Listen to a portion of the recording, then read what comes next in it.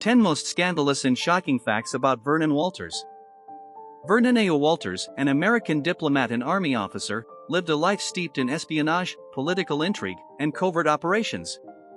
Walters, who served under 6 U.S. presidents and held significant positions such as Deputy Director of the CIA, left behind a legacy of secrets and controversies.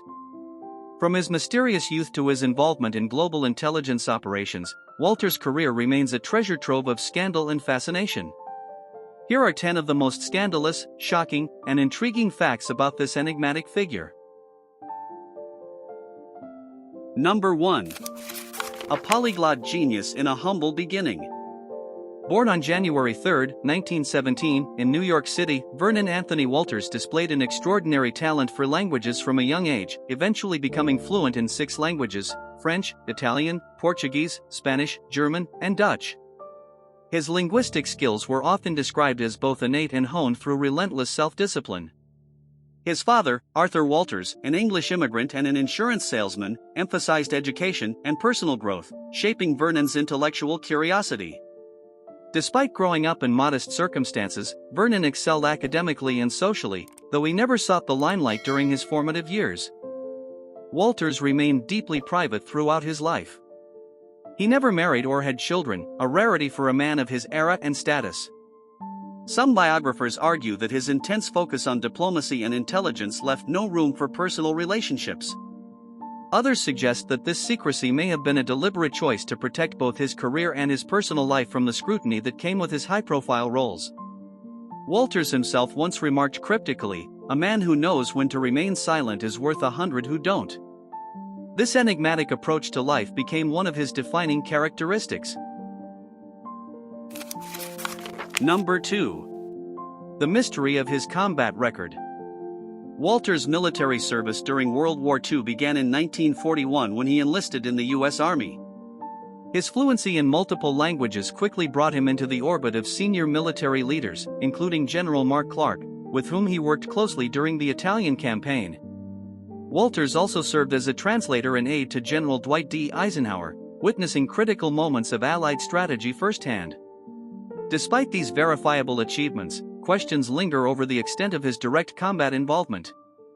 Walters occasionally hinted at daring exploits on the battlefield but refrained from providing detailed accounts.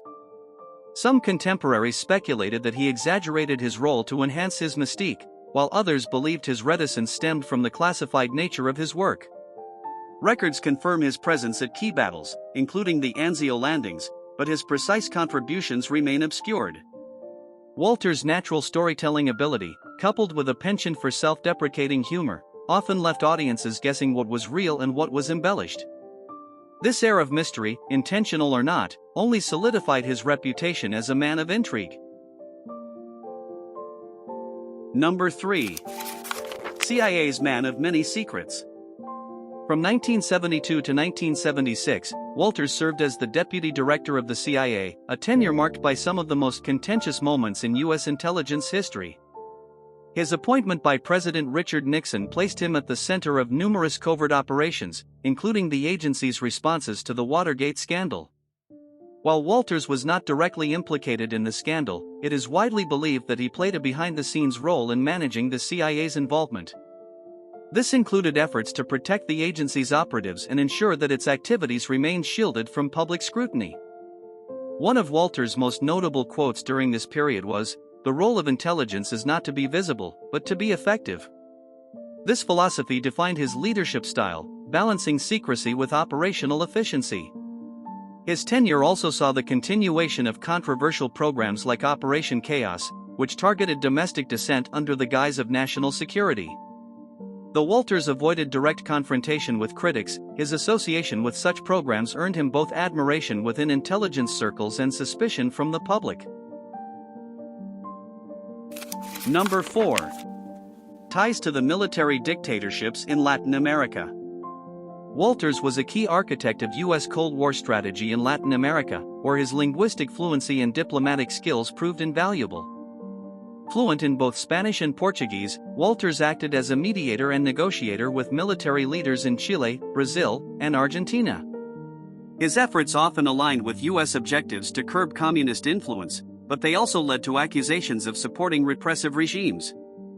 One of the most controversial aspects of Walters' career was his alleged role in facilitating the 1973 Chilean coup, which overthrew President Salvador Allende and installed General Augusto Pinochet. Critics argue that Walters' actions prioritized U.S. geopolitical interests over democratic principles. Simultaneously, Walters' rumored covert meetings with Fidel Castro during this period added another layer of complexity to his legacy. While these meetings remain unconfirmed, they reflect his capacity to engage with ideological adversaries in pursuit of broader U.S. objectives. Walters' dual reputation as both a skilled diplomat and a shadowy operator epitomized the moral ambiguities of Cold War geopolitics. Number 5. The shadowy role in Vietnam. During the 1960s, Walters served as a diplomat in Vietnam, acting as a liaison between U.S. officials and the South Vietnamese government. His fluency in multiple languages and deep understanding of geopolitics allowed him to facilitate sensitive negotiations. However, rumors suggested that Walters' behind-the-scenes maneuvers sometimes deepened tensions in the region. Critics accused him of prioritizing U.S. military goals at the expense of the Vietnamese people. His role in crafting intelligence reports and covert strategies remains partially classified, making him a polarizing figure in the history of U.S. involvement in Vietnam. Number 6. Iran-Contra allegations. Though not a key player in the Iran-Contra affair, Walters was rumored to have been tangentially involved, offering strategic advice during its planning stages. As a staunch defender of covert operations, his name appeared in discussions about the Reagan administration's secretive foreign policy dealings. Although no concrete evidence tied him directly to the arms for hostages scheme, Walters' proximity to key decision-makers fueled speculation. His insistence on the importance of quiet diplomacy often blurred the lines between legitimate operations and controversial maneuvers, leaving a cloud of mystery over his precise involvement. Number 7. A near miss with the Vatican. In the 1980s, Walters, as U.S. ambassador to the United Nations, found himself at odds with the Vatican's softer stance on communism. His strong anti-communist ideology clashed with Pope John Paul II's diplomatic efforts, particularly in Eastern Europe.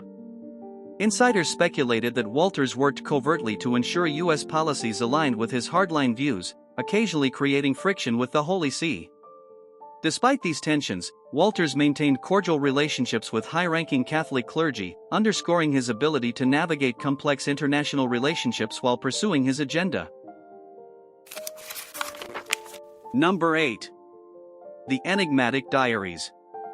Walters was an avid diarist, recording detailed accounts of his interactions with global leaders and critical moments in U.S. history. These diaries, reportedly spanning decades, contain sensitive information, much of which remains classified.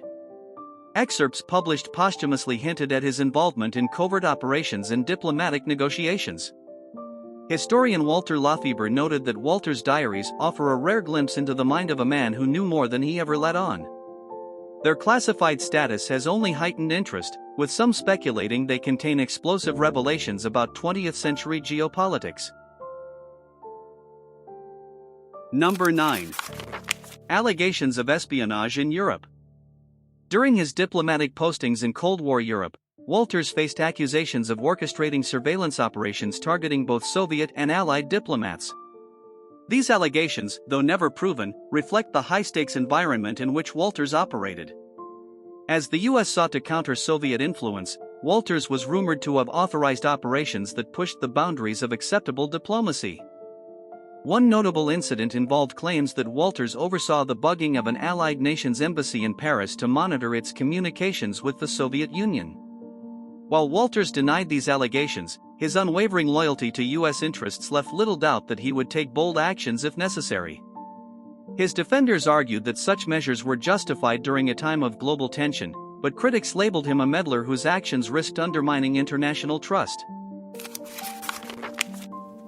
Number 10. A controversial legacy.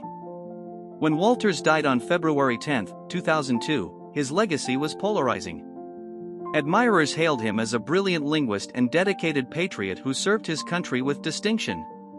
Detractors highlighted his role in controversial covert operations and his unwavering support for ethically questionable regimes.